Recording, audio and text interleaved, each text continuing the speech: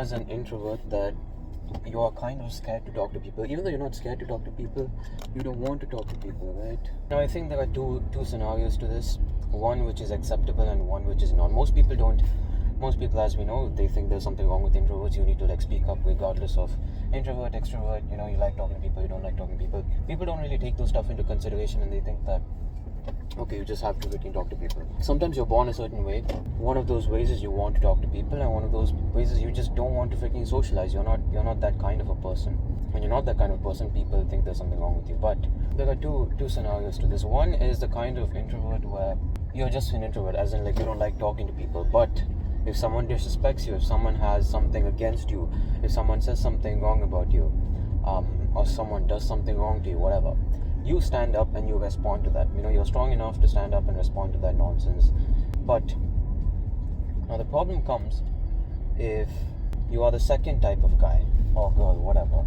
Second type of introvert is the kind of introvert that not only are they not they don't want to talk to people, but they are genuinely afraid to speak up for themselves. Someone disrespects them, right? Someone disrespects them, says something wrong about them. They don't have the guts to get up, or the courage, or whatever you want to call it. They don't have it in them to speak up against it or stand up against it, whatever.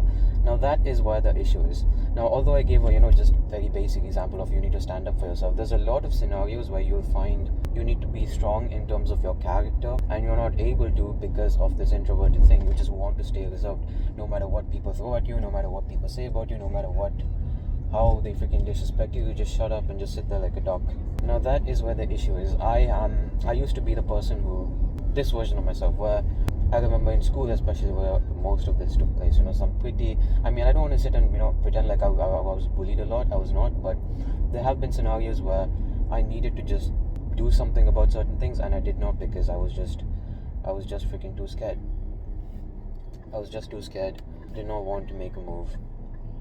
And often I regretted it. I would think, why am I this weak? Because as a man, again, I'm speaking from a man's perspective, because as a woman, I don't want to say you expect people to come and stand up for you, but more people will naturally start doing that. But as a man, no one's going to do that. You have to do it yourself, because you are known to be the strong character. You are a man, right?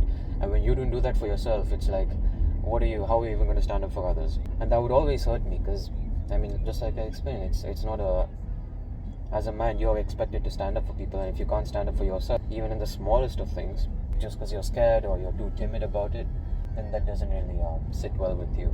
And that was the case with me. Up until, I guess, the last few years, where I realized that, look man, one thing is to not want to speak to people. Other thing is, you have to freaking stand up for yourself.